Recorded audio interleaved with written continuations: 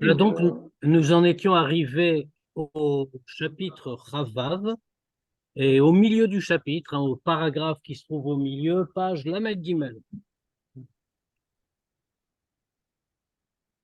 Donc, on est en train de dire des choses très importantes en réalité dans le Tanya.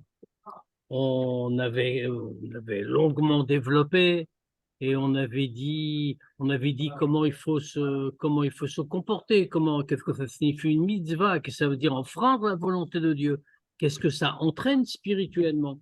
Et puis, on avait dit comment on peut rectifier, comment on peut avancer dans chaque chose. Le Admour Azaken a longuement parlé de tout ça. Et puis, ensuite, il nous a dit maintenant, à partir du chapitre Chavav où nous sommes, alors il y a comme une nouvelle partie, un nouveau sujet qui a été ouvert. Le Admour Hazaken nous explique comment qu'est-ce qui pourrait gêner notre lien avec Dieu, qu'est-ce qu'il faut faire, puisque on avait expliqué qu'on devait d'abord, longuement, qu'on devait construire la Hava, etc. Et puis après, on avait dit, même si on n'y arrive pas, parce que c'est un degré trop élevé pour nous, mais il y a Avativit, il y a l'amour pour Dieu naturel qui se trouve dans le cœur de chaque juif. Ça, c'était une chose. Mais cet amour naturel, il y a des choses qui peuvent le gêner et qui pourraient nous empêcher de construire ce qui doit être construit. Alors, le Hanmour Zaken a dit, il y a deux obstacles en réalité. Un obstacle, c'est Atzvut, c'est la tristesse. Pourquoi est-ce que c'est un grave obstacle? Parce que la tristesse, c'est une chose qui rend pesant, qui rend paresseux. Ça alourdit en réalité. Or, quand quelqu'un est pesant, paresseux et qui s'alourdit, il lui manque une qualité essentielle pour réussir. Il lui manque la zrizout, l'empressement. Or, pour pouvoir vaincre le Nefesh Abahamid, pour pouvoir le soumettre, pour pouvoir vaincre le Yetzirah, cette qualité est indispensable. Donc ça, il faut chasser toutes ces idées de tristesse, de hatzvut, etc., etc., etc. Et dans ce qu'on avait dit la semaine dernière, d'ailleurs, dans cette première partie de chapitre 3, le Hanmour Hazaken nous a d'abord expliqué pourquoi c'est grave de se laisser aller à la tristesse. Et puis la deuxième chose qu'il faut rechercher, c'est avoir la simra. Et donc, dans ce chapitre et dans les suivants, les quelques chapitres qui viennent, le Hanmour Hazaken nous explique l'importance de ces idées-là. Et là, maintenant, après nous avoir expliqué pourquoi Hatzut, c'est très grave, pourquoi est-ce que ça entraînait des choses dramatiques, et après nous avoir expliqué l'importance de la simra, alors, et de quelle simra parle-t-on, bien sûr? Alors, le Noazaken rentre ici vraiment dans le concret. Il va nous dire comment on peut chasser la tristesse. Parce qu'on nous a dit, d'accord, la tristesse, ce n'est pas bien. La tristesse, c'est la pesanteur. La tristesse, ça veut dire qu'on manque d'allant, on n'a plus d'empressement. On est tenu au sol, si on peut dire. Mais comment on fait? Comment on fait pour chasser la tristesse de son cœur? C'est le sujet qu'on va aborder maintenant. Alors, il faut dire en introduction qu'on va l'aborder sous deux angles. Parce que comme le Hadmour Hazaken va nous le dire, on va le voir dans les mots, comme le Hadmour Hazaken va nous le dire, il y a deux sortes de tristesse. Il y a la tristesse memile de alma et la tristesse memile de shmaya.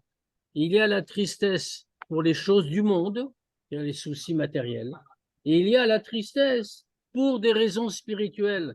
Quand on se rend compte, par exemple, de l'état dans lequel on se trouve, si on le regarde honnêtement, on va ressentir la tristesse. Ne croyons pas que la tristesse pour Milé des Shmaya, pour des choses spirituelles, est meilleure que la tristesse pour des choses matérielles. C'est simplement deux notions différentes. Et on va s'arrêter sur chacune et on va comprendre ce qu'elles veulent dire et donc et comment faire pour les chasser complètement. Donc, on prend ici, page Lamed Gimel, au paragraphe. Veine, et ça et Yehutsa. Alors maintenant, le bon conseil, L'éther libo, l'éther libo, mikol itzu venidnu daaga memile de alma. Le bon conseil, le conseil utile pour purifier son cœur de toute tristesse et de tout souci, memile de alma, des choses matérielles, des choses du monde. Alors l'Admour Azaken va ici très loin, parce que ça veut dire, en substance, que quoi que ce soit qui nous arrive, on doit avoir aucune peine, aucun souci, on ne doit pas du tout s'en préoccuper. Il va même nous dire, va filou bnei chayum zoné. Et même s'il s'agit d'un souci pour les enfants, ou d'un souci pour la santé, ou d'un souci pour la parnassa, ça veut dire, la Mozaken dit va filou, parce que c'est pas qu'on parle de petits soucis. Bon, un petit souci, ok. Mais même un grand souci, un souci légitime, ça veut dire quoi? Ça veut dire que même dans ces cas-là, on n'a absolument pas à avoir le moindre problème, la moindre tristesse, même si c'est un vrai souci, un souci légitime et qu'il est normal qu'on ait parce qu'on a un gros problème. Même si c'est comme ça, il faut chasser toute tristesse de son cœur. Alors comment on va faire? Comment on va faire? Parce que malgré tout, d'accord, on nous dit qu'il ne faut pas être triste, mais quand quelqu'un a une grande épreuve, oh, l'Admour Azaken, il faut bien poser la question, c'est que l'Admour Azaken est en train de nous dire qu'avoir une grande épreuve, ça ne veut pas dire on a la permission d'être triste ou d'avoir du souci dans son cœur. Ça n'a aucune importance. On doit le mettre totalement de côté. Et il va nous dire comment, bien sûr.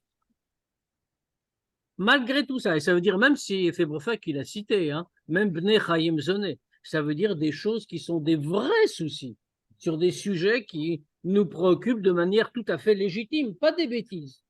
Ça s'applique aussi à ça. Pardon? Mudazot.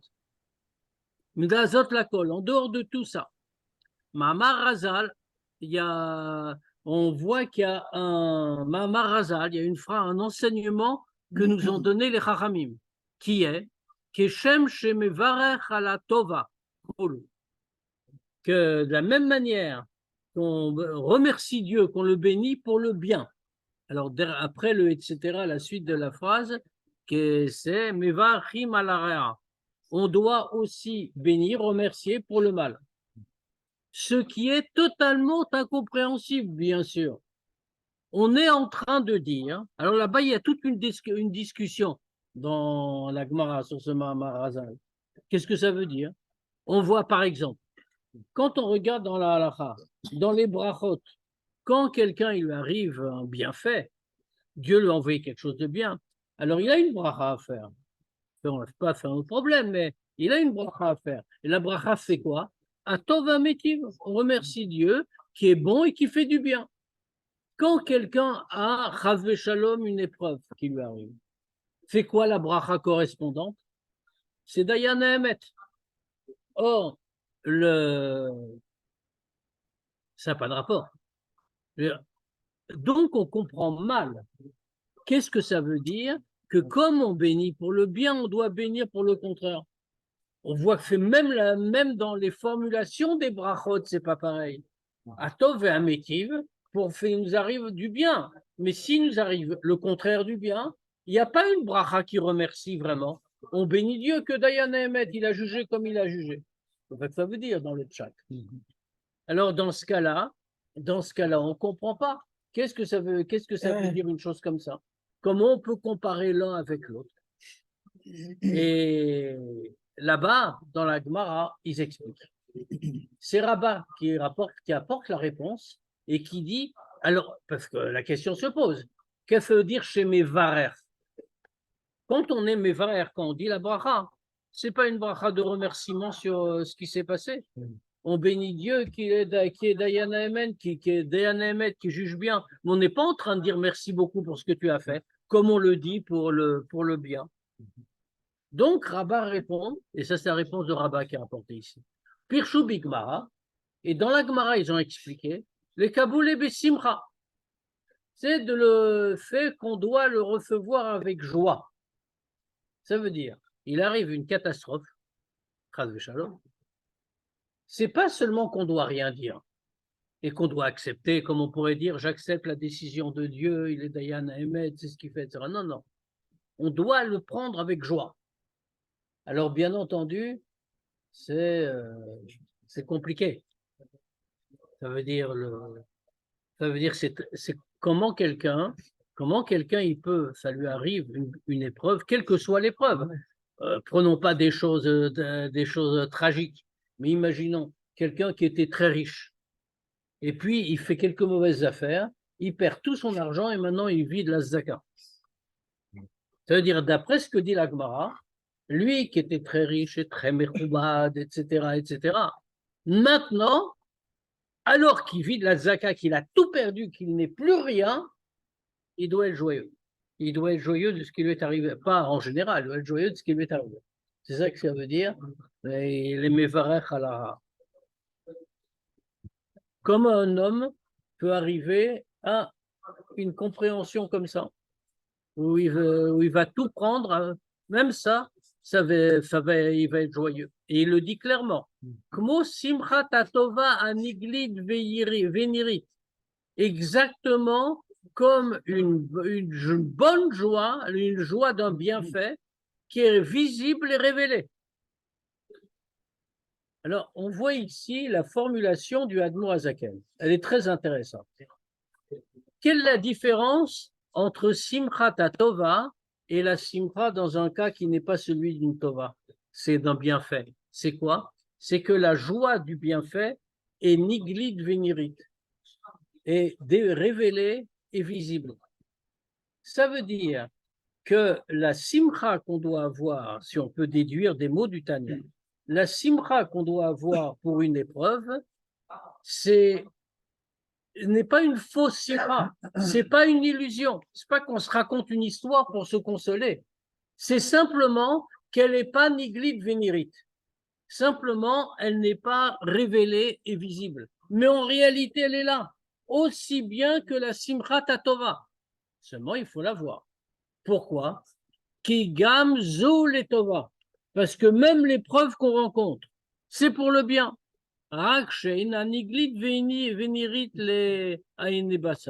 Seulement qu'elle n'est pas révélée et elle n'est pas visible aux yeux de chair.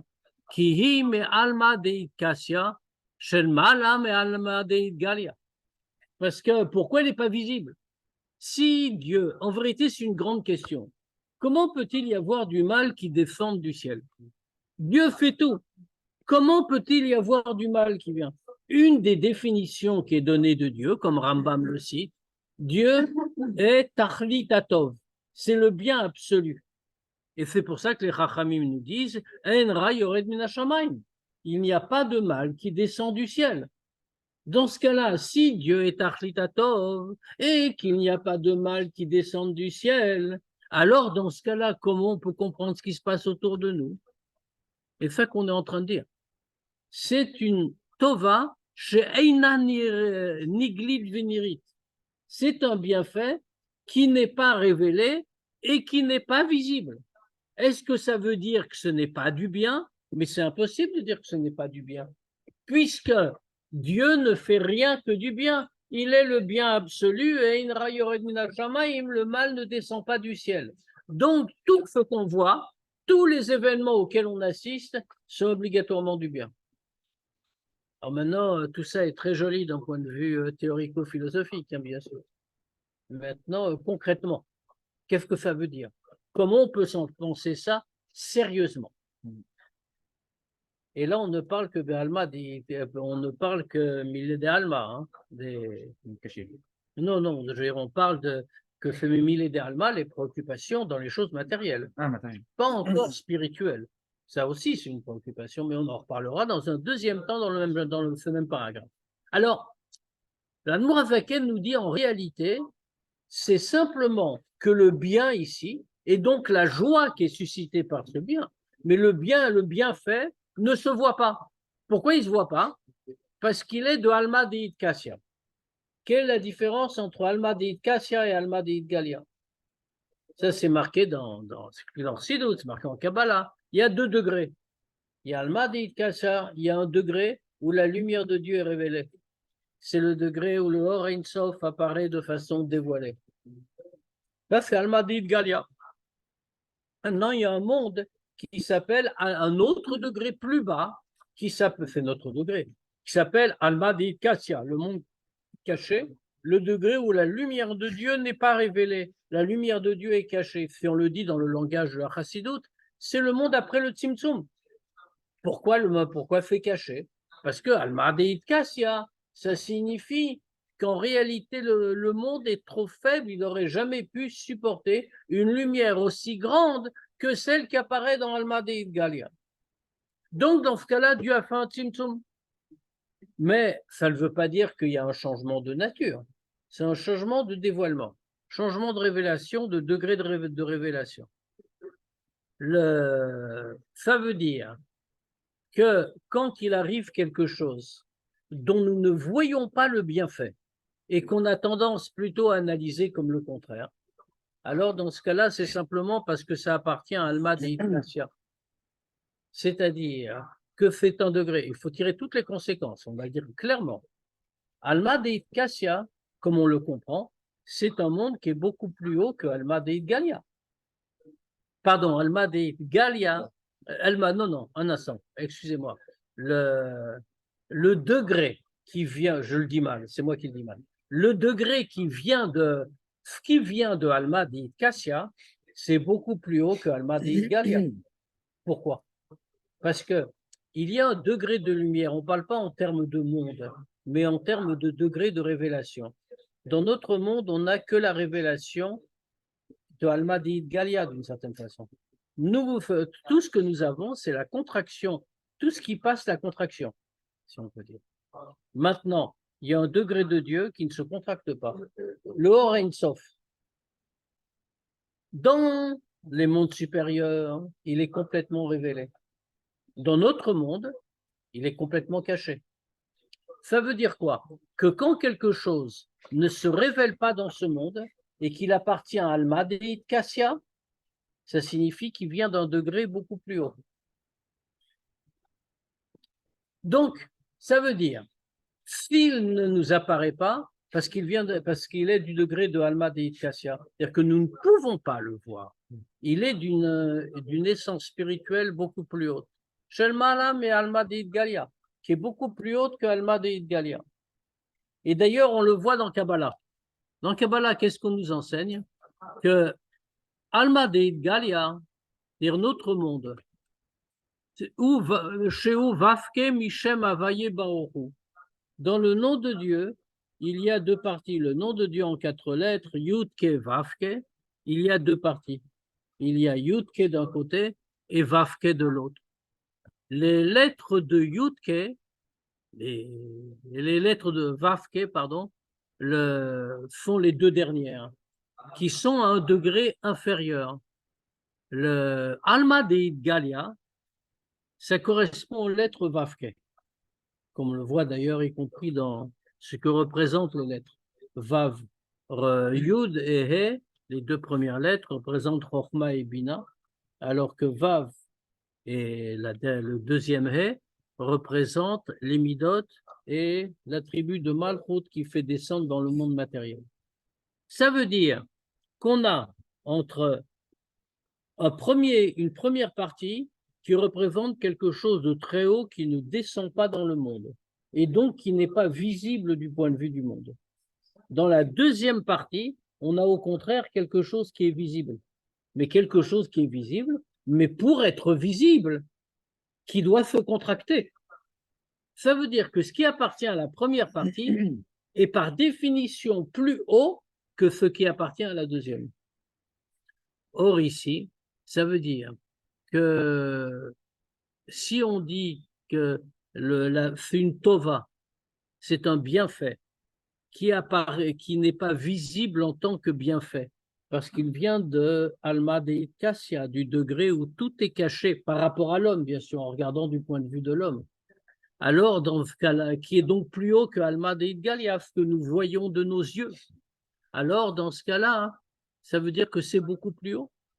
Comme on voit que Alma Deit Galia n'est que, si on peut dire, Vavke, du Shem Havaye, alors que Alma Deit Kassia, c'est Yudke. Autrement dit, un degré beaucoup plus élevé, c'est bien pour ça que ça ne se révèle pas en bas. C'est pour ça qu'il est écrit dans Tehillim. Ashrea Gever Ashar Teyasrenuka. Et Gomer. Heureux l'homme à qui Dieu va donner des épreuves. Alors, on remarque. D'abord, on voit pas bien l'idée. Parce qu'en dehors du réconfort moral, heureux l'homme, d'accord. Mais comment peut-il être heureux? Il a plein d'épreuves. Qu'est-ce qu'il va être heureux? Il va être joyeux, il va être bessimra, parce qu'il a des épreuves. C'est très compliqué, on a la même question. Et comment dit le pasuk? Asher teasrenu ka, qui Dieu va des épreuves. En français, évidemment, on n'entend pas la nuance. Mais c'est comment a-t-on désigné Dieu ici? Yudke. C'est-à-dire, l'homme doit être, comme on a dit dans la Gemara, l'homme est heureux. Il a de la joie parce que Dieu lui a donné des épreuves. Il a dit il sourit. Mais qui lui donne Yudke, le degré de Alma de Kassia, c'est-à-dire le degré le plus élevé de la divinité, et c'est un lien extraordinaire qu'il a avec Dieu. Velachen, et c'est pour ça. Amour Azal et Chachamim ont dit qui asmechim beyisurim alehem akatuv omer voavav ketset hashemesh bigvurato. Et sur ça, les Chachamim ont commenté là-dessus. Et on dit que ceux qui ont de la joie, qui sont smechim, c'est-à-dire qui ont de la simcha dans les épreuves, même si l'épreuve est dure, même s'ils vont en souffrir, celui qui va se réjouir dans les épreuves, sur eux, le passouk dit, et ceux qui l'aiment, c'est-à-dire ceux qui aiment Dieu, Ketset Hashemesh Bigvurato, ce sera, ils vont avoir, si on peut dire, comme la sortie du soleil dans toute sa puissance. Bon, évidemment, le passouk utilisé par les Chachamim pose quelques petites questions. Pourquoi est-ce qu'on dit que ceux qui sont smechim beyisurim, ceux qui ont de la simcha dans les épreuves que Dieu envoie, sont oavav? Pourquoi est-ce qu'on les qualifie de ceux qui aiment Dieu? Quel rapport?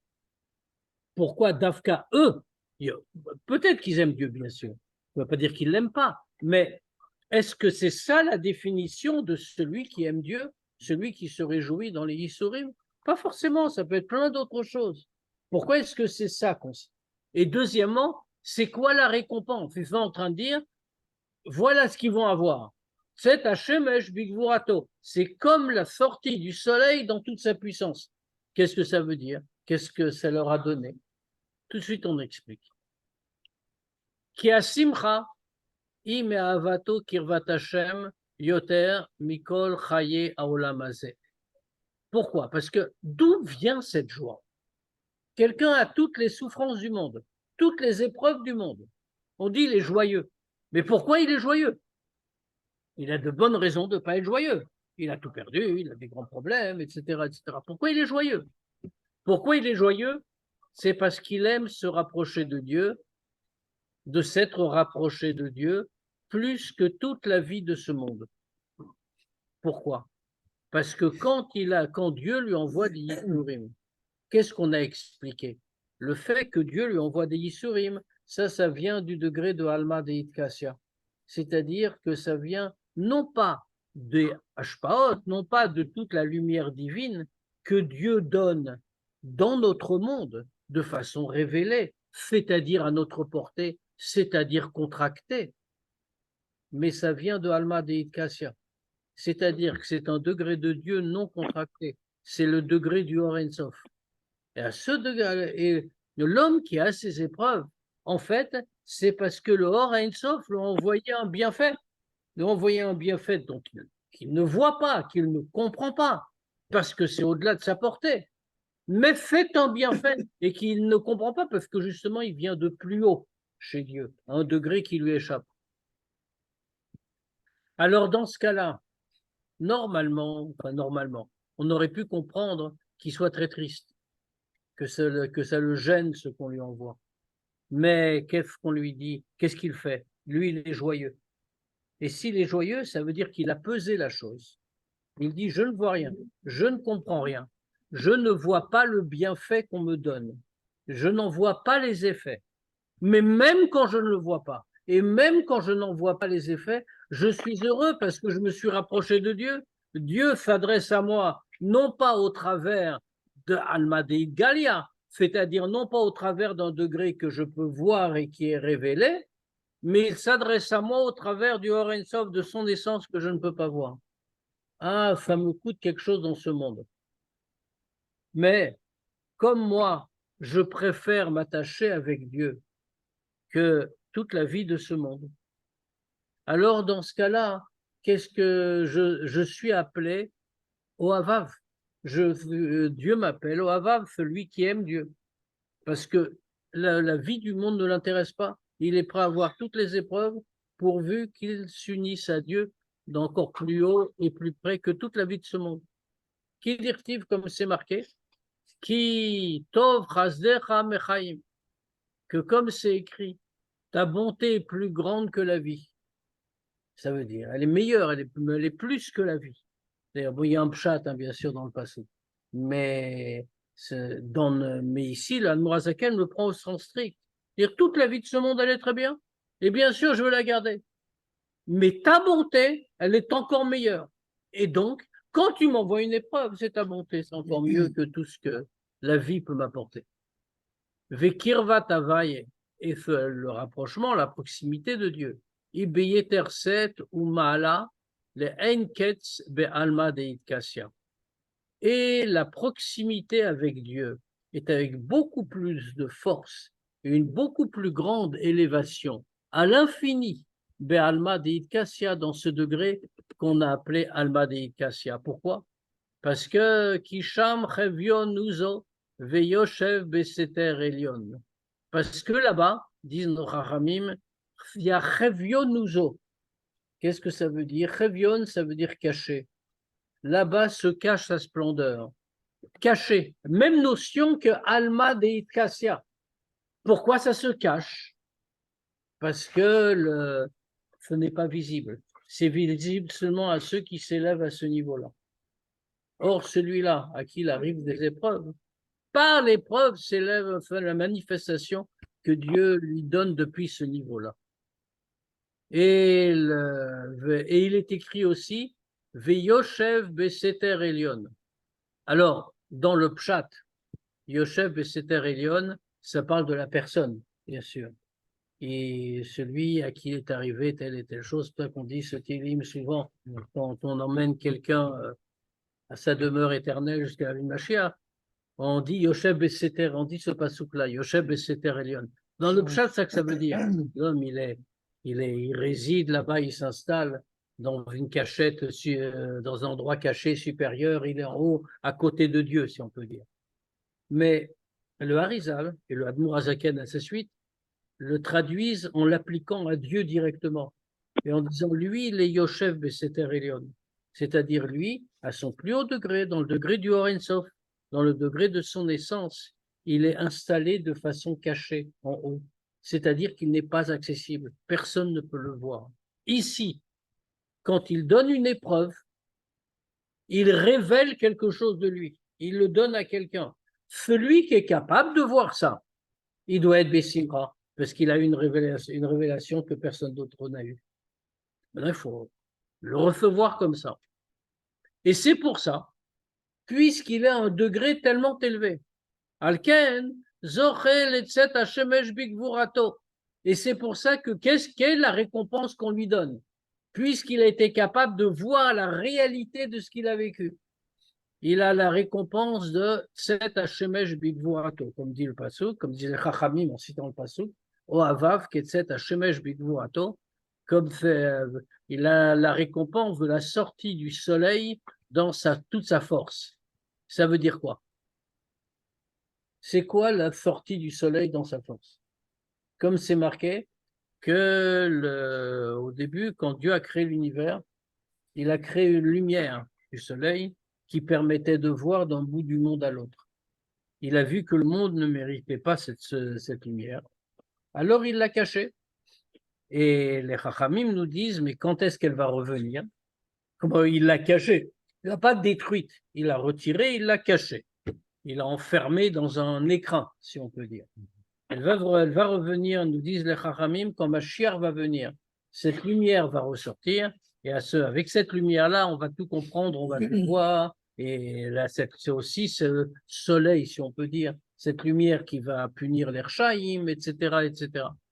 Alors on dit ceux-là qui ont eu cette joie, qui ont été capables de préférer la proximité avec Dieu plutôt que toute la vie de ce monde, alors ils mériteront la récompense correspondante, puisque comme toujours, Dieu agit mida keneged mida. Comme eux, ils sont sortis d'eux-mêmes, lui aussi va leur donner quelque chose de correspondant. C'est-à-dire, comme on dit, Tset Hashemesh Bigvurato, Leatid Lavo, comme Mashiach va venir, que qu'est-ce qu'il y a à ce moment-là? Chez Yetziat Rama Minarteka, le Shei Mechu Sabo Beolamazé, que fait la sortie du soleil de son écran, qui est maintenant, où il est maintenant recouvert dans ce monde, où la Hatit Tidgale Mikisuya. Et quand Mashiach va venir, il va sortir de son voilement, des Haïnou. Qu'est-ce que ça veut dire? En dehors du fait du soleil, etc., de la lumière au sens habituel du terme, quelle lumière va apparaître? Des Haïnou chez Azid Gale Alma de Kassia. Qu'à ce moment-là, tout ce qui est caché va apparaître aux yeux de tous. C'est-à-dire que ce qu'on appelle aujourd'hui Alma de Kassia, c'est-à-dire le degré le plus élevé d'Akadosh Baruch Hu, le degré du Or En Sof, le degré de l'essence de Dieu, qui aujourd'hui est caché, va apparaître. Ve'yizrach ve'yair begilu irav ve'atzum, et il va rayonner et éclairer dans un dévoilement puissant et abondant, lechol achosimbo be'olamave, pour tous ceux qui se sont protégés, qui sont cachés en lui, dans ce monde, ou mistofefim betzilo, et qui se pressent dans son ombre, c'est-à-dire, c'est exactement le cas de celui qu'on a dit. Lui, il a eu des épreuves. Il aurait pu dire c'est une épreuve et je souffre et je suis pas heureux. Mais lui, il a su voir que dans l'épreuve, c'est une manifestation de l'essence même de Dieu. Et donc, dans ce cas-là, même si ça ne se voit pas, il a été se protéger dans le Alma de Kassia. Et donc, même quand Alma de Kassia, on ne pouvait rien voir, lui et lui compris, ne pouvait rien voir. Et maintenant, tout se révèle et rayonne. Et quand Mashiach viendra, on va le récompenser d'avoir vu ça avant que ce soit visible, d'une certaine manière. Mistofim Betsilo, et ceux qui, dès à présent, se pressent dans son ombre, c'est-à-dire Tzel HaChochma, Sheu Prinatzal, Velo Ora Vetovanirid, Vedai la Mevin, dans son ombre. C'est intéressant, c'est une formulation des Chachamim. Ils se pressent, ils vont se protéger sous son ombre, l'ombre de Dieu. Quelle ombre? L'ombre de Chochma, c'est-à-dire l'ombre de Chorma, parce que la Chorma, dit le Tanya, c'est Tzal Velora. C'est une ombre et pas une lumière. Une lumière, c'est quoi? Fait Ora Vetova Nirit. C'est une lumière et un bienfait visible. Or, ceux qui veulent voir profond ne vont pas rechercher la lumière visible. Ils vont aller se presser dans ce qu'on ne voit pas, qui n'est que l'apparence extérieure. Il n'y a pas de lumière, mais on sait que ça représente la lumière. De la même manière, celui à qui arrivent des épreuves ne voit pas la lumière. Ce n'est pas un bienfait visible qu'il a, mais il va prendre cette forme de bienfait dont il ne voit que l'ombre. Aussi, puisqu'il est capable de s'en réjouir maintenant, en comprenant la profondeur de ce qui lui arrive, alors quand Mashiach va venir, il va en voir la révélation et verra à ce moment-là toute la lumière qui surgit de là. Alors, ça, c'était pour Milé der Alma. Ça, c'est pour toutes les épreuves que quelqu'un, Chad Shalom, on ne doit pas demander des épreuves, on n'est pas obligé d'en avoir. Ou alors on peut avoir des petites épreuves. Isurim Tanim, comme on dit. N'oublions pas que, bon, là, je donne l'exemple de celui qui est très riche et qui devient pauvre au point de demander la tzaka pour vivre. On n'est pas obligé d'avoir ça pour avoir des épreuves. N'oublions pas ce que nous dit la Gemara, que si quelqu'un met la main dans sa poche pour trouver une certaine pièce et qu'il ne trouve pas cette pièce-là, mais il en trouve une autre, ça s'appelle en soi déjà une épreuve. Donc, on va souhaiter n'avoir que ces épreuves-là et on les accueillera avec Simra. mais, mais en tout cas, l'idée reste la même. C'est-à-dire que quoi qu'il arrive dans le monde matériel, ça n'est en aucun cas un motif de tristesse. C'est ça que veut nous dire le Admour Azaken. C'est au contraire, si on le prend comme il faut, de manière juste et sérieuse, c'est un motif de joie.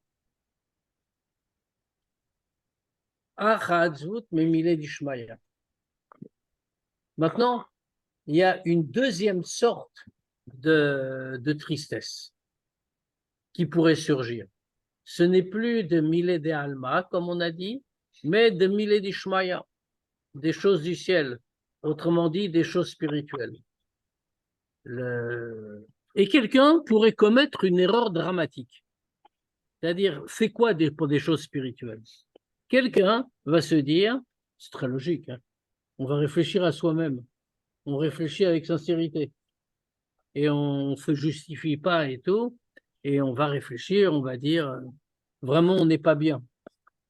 Alors, logiquement, qu'est-ce que ça va faire? On ne va pas se mettre à sauter de joie parce qu'on n'est pas bien.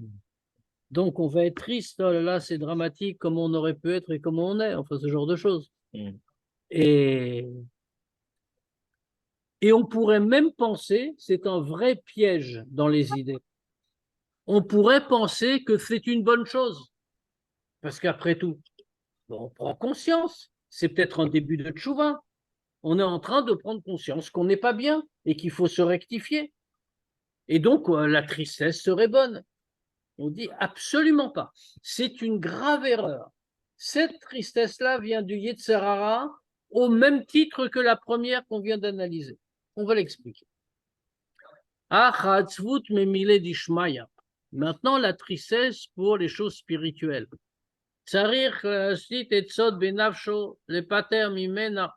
Il faut prendre des moyens dans son âme pour s'en débarrasser entièrement.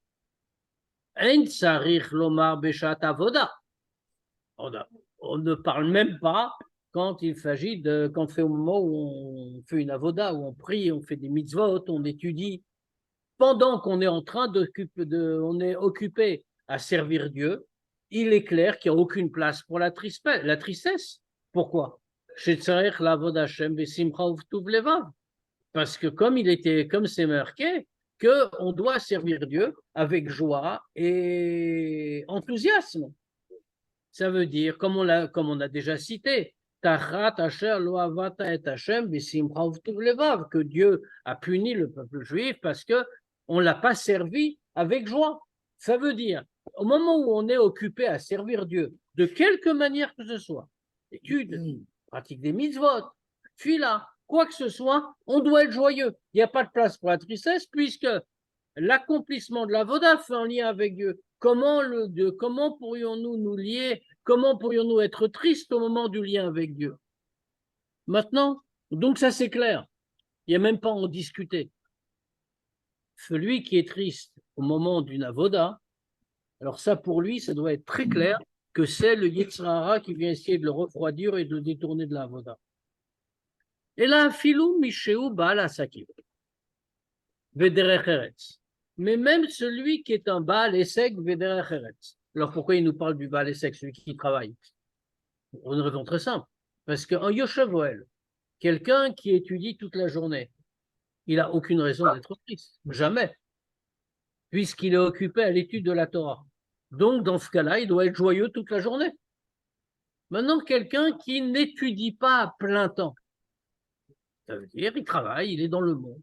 Alors lui, effectivement, il pourrait dire, ah voilà, quand j'étudie, d'accord, je suis joyeux. Mais quand j'étudie, quand je suis occupé à l'étude, je suis à mon travail, etc., et je me rends compte de ce que je suis, enfin, etc., etc. Alors, dans ce cas-là, je vais être triste. Alors, on le prévient tout de suite. S'il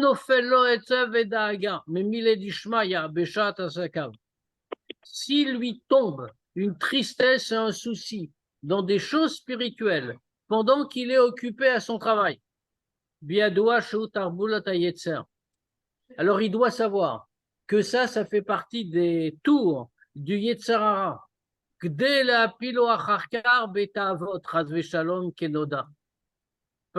ça, c'est une astuce, c'est un tour du Yetzer Hara pour le faire tomber ensuite dans l'état avot, Rav Shalom, comme c'est connu. Alors, quel est le raisonnement qu'il y a derrière? La Noazaken ne donne pas. Mais le raisonnement est le suivant. Le raisonnement est que, en vérité, à la limite, il doit s'interroger. Pourquoi est-ce qu'il est triste? Maintenant, qu'est-ce que ça veut dire? Pourquoi il est triste? Est-ce qu'il est vraiment triste parce qu'il ne fait pas le service de Dieu? Ou est-ce qu'il est triste parce qu'il se dit « Ah, vraiment, je suis un type pas bien ». Quand fut sa préoccupation, c'est le service de Dieu, ça veut dire il a mis Dieu au centre. Et il est triste parce que comme ça, il va prendre des décisions, il va prendre des forces, etc. Et il va se rapprocher du meilleur service. Mais s'il est en train d'être triste parce qu'il constate « Je ne suis pas bien, je ne fais pas comme il faut, et c'est pas possible, etc., etc. » Qu'est-ce qui le préoccupe? Est-ce que c'est le service de Dieu? Pas du tout. Ce qui le préoccupe, c'est son ego. C'est qu'il n'a pas ce qu'il voudrait, c'est avoir un plaisir d'en servir Dieu. Et comme il n'a pas de plaisir, il n'est pas content. Il dit, voilà, il y a des gens qui ont un plaisir quand ils étudient, qui ont un plaisir quand ils prient. Et moi, pourquoi moi, qui suis quelqu'un qui fait tellement bien, tellement d'efforts, j'ai pas de plaisir, ça me manque. Mais ça, qu'est-ce que ça veut dire? C'est-à-dire que ce qui le préoccupe, c'est pas Dieu. Ce qui le préoccupe, c'est lui-même. C'est sa yeshut. C'est le sentiment de sa propre existence. Son ego, comme on dit aujourd'hui. Ça, c'est exactement le contraire du but recherché. Et qu'est-ce que ça va entraîner? Le Yetzer Hara, quand il voit qu'il est dans cette situation-là, va donc venir, il va essayer de le faire tomber dans l'état avot. Pourquoi dans l'état avot, dans les plaisirs?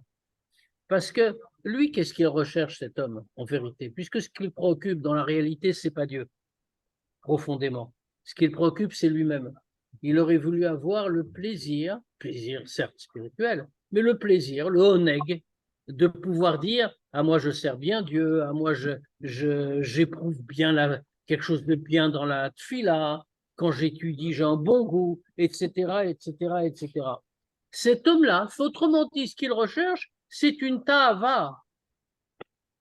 Puisqu'il n'a pas eu la ta'ava qu'il recherchait, une ta'ava un peu bien malgré tout, c'est une ta'ava appuyée sur le spirituel, alors le Yetzer Hara va le pousser où? Vers moins de ta'avot? Non, fait pas son travail. Il va vouloir renforcer sa yeshut, son ego. Qu'est-ce qu'il va faire? Il va le pousser vers plus de ta'avot. Ah, mais comme il n'arrive pas à avoir des ta'avot spirituels un peu compliqués, donc le Yetzer Hara va lui suggérer d'aller vers des ta'avot plus faciles. Et c'est comme ça qu'il aura, qui va le faire tomber dans des ta'avot, le fameux gâteau à la crème. Comme on dit, on remplace la page de Gemara par un gâteau à la crème, c'est nettement plus simple. Et donc, d'où est venu tout ça? C'est parce qu'il a commencé à laisser rentrer la tristesse. Et tout ça, c'est une astuce du Yetzer, comme on a dit, dès la pilo acharka beta avot chad v'shalom. Kenoda, comme c'est connu. Pourquoi c'est connu? Sheim loken, ma'in ba'alo atzut emitit, machmat avat Hashem o irato be'emtsa sakav. Parce que si c'était pas le cas, il y a une vraie preuve. Celui à qui ça arrive, il peut se poser une vraie question. Mais d'où ça lui est venu, ça, tout à coup? Pourquoi il est triste? Au milieu de ses affaires, au milieu de son travail, tout à coup, il a un sentiment de tristesse à cause de l'amour de Dieu ou de la crainte de Dieu. Mais pour avoir ce sentiment-là, le mot important ici, c'est atzvut emitit, la vraie tristesse, la tristesse authentique, pas ce faux semblant du Yetzer Hara. Pour avoir une vraie tristesse, mais il faut réfléchir. Comment est-ce qu'on peut avoir ce sentiment-là et que ce soit un sentiment valide? C'est si on a réfléchi réellement. On a fait une bonne note. On a médité à la grandeur de Dieu. On a médité à l'amour de Dieu. on a médité à la crainte de Dieu, alors à ce moment-là, on peut faire naître en soi effectivement une tristesse authentique. Mais lui, il n'a rien fait. Il était juste dans son travail. Il était perdu dans des choses qui sont nécessaires. Il doit travailler, c'est un balai sec, mais qui sont des choses qui n'ont aucun rapport. Alors d'où ça lui vient un sentiment pareil? On est donc obligé de dire que ce n'est pas un sentiment authentique. Et donc ça vient du Yetzirah. Veine ben shenaflalo arzut beshat avoda betalmud Torah betfila. Ou ben shenaflalo shelo beshat avoda. Maintenant, lui, de toutes les manières, qu'il ait eu cette tristesse pendant le service de Dieu, pendant l'étude de la Torah ou pendant la tfila, ou bien qu'il ait eu ce sentiment pas pendant une avoda. Yassim el libo ki ein azman grama ka et le atzvut emitit afilu le dagat avonot chamurim chav shalom. Alors il doit fixer dans son cœur une idée que quand lui vient maintenant la tristesse, c'est pas le bon moment.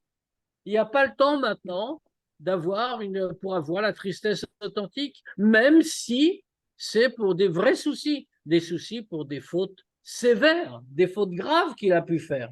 Chav shalom. Mais pourquoi? Pourquoi ce n'est pas le bon moment? Parce qu'encore une fois, avoir ce sentiment nécessite du temps et de l'effort. Ça nécessite une longue méditation. Maintenant, ça vient de rien. Donc, on voit que c'est rien.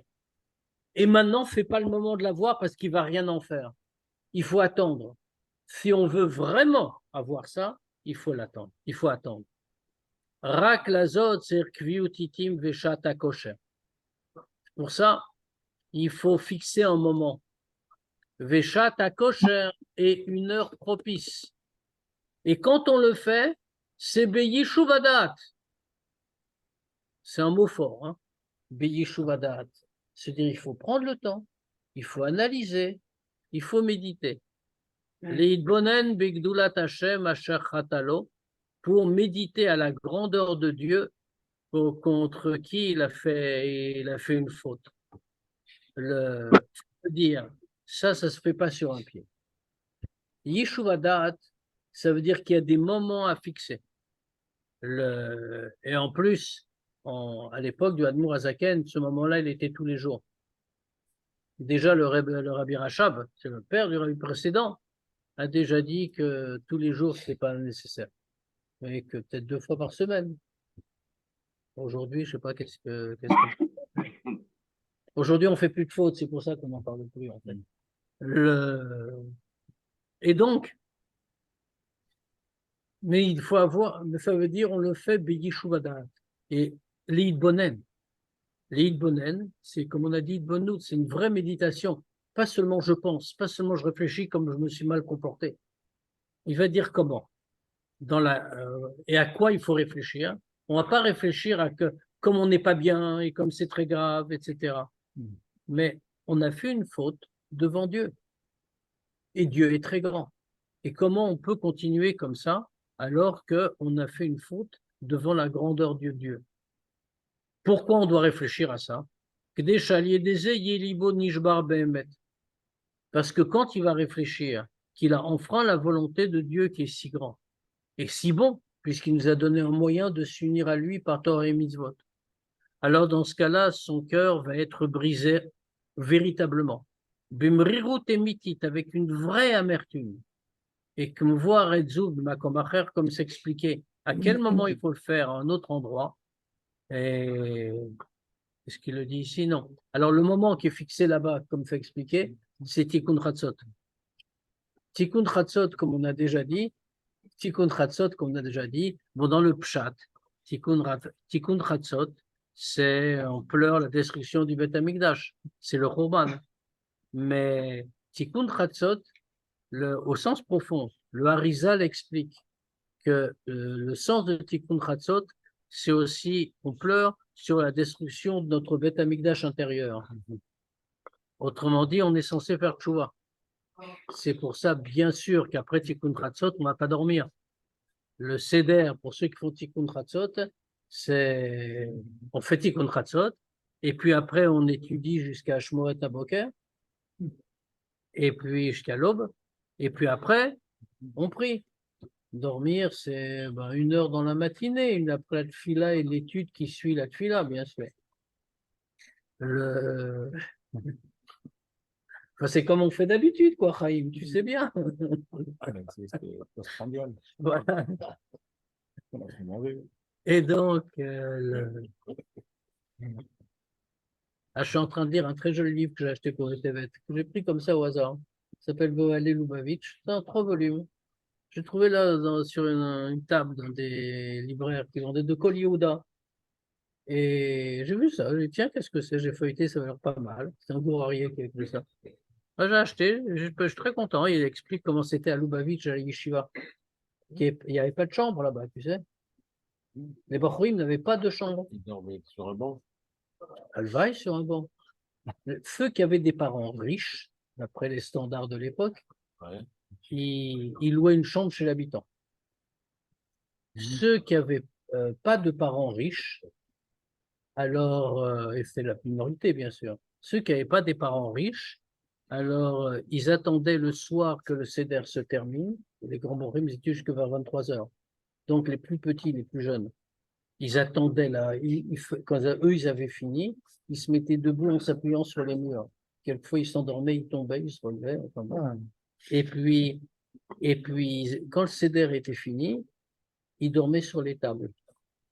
Et les riches d'entre eux, dans cette catégorie-là, ils avaient apporté une couverture, un oreiller de la maison. Les autres enveloppés dans leur manteau, ils dormaient.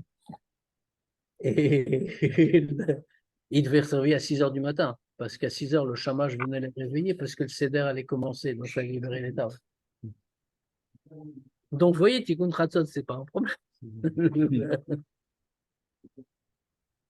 Donc, en tout cas, ça veut dire, cette mériroute, comme on a dit, donc fait à Tikkun Chatzot, où on est en train de pleurer le Khurban spirituel de notre Beth Amikdash intérieur. Ça, c'est le bon moment. Mais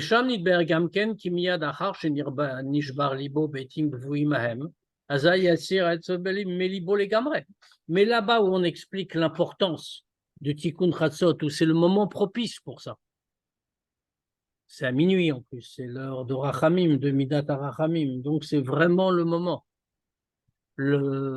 Immédiatement après, une fois que le cœur s'est brisé parce qu'il a pris conscience de ce qu'on a fait dans notre rapport avec Dieu, alors à ce moment-là, immédiatement, on doit retirer la tristesse de son cœur.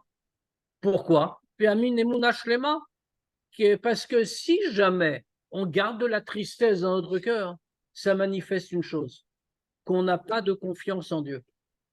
Et on a demandé à Dieu pardon, on parle de quelqu'un qui évidemment a fait tchouva comme il faut. Il a fait tchouva, donc c'est-à-dire qu'il a confiance en Dieu, il croit en Dieu. Il a fait vraiment le tchouva. Alors dans ce cas-là, il doit retirer la tristesse. Viamin emuna shlema. Il va croire avec une emuna parfaite. Qui avaye viratato, que Dieu a enlevé sa faute. Verav l'histoire. Et il lui pardonne. Vezuya simcha emitit b'Hashem abacha et kenal. Et ça, c'est la vraie joie dans Dieu qui vient après la tristesse, comme on a dit, comme la lumière qui naît de l'obscurité.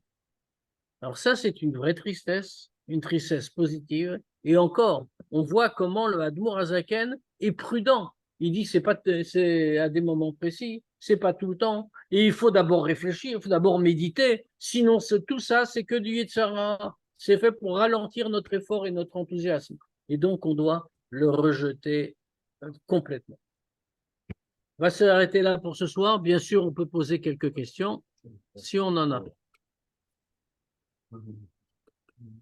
Ce qui est caché, ce qui vient de l'alma des Kassa, ça vient forcément dans le mal, ça pourrait être une autre forme. Pourquoi mal? C'est pas parce que ça vient de l'alma des Kassa, c'est dans le mal. C'est que c'est très haut. D'accord. Or, il n'y a pas de mal qui descend du ciel. Donc, c'est un bien, mais qu'on ne voit pas, parce qu'il vient de l'alma des Kassia. Donc, c'est pas que ça vient d'en bas. Simplement, nous ne pouvons pas le voir.